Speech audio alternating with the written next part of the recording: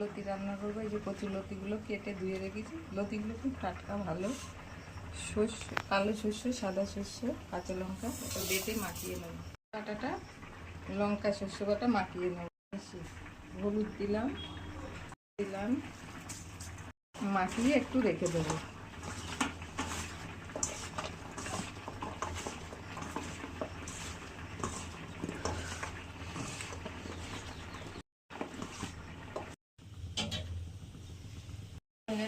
মাখানো কচু লতিটা দিয়ে দিলাম। কষ্ট করে রান্না হবে। দিয়ে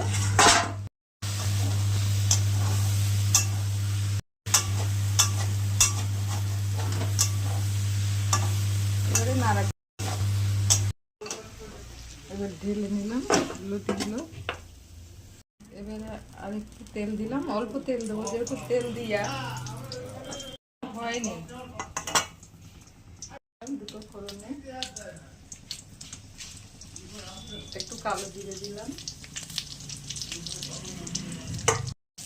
কড়াইটা ধুয়ে নিলাম, না কেমন হয়ে যাবে।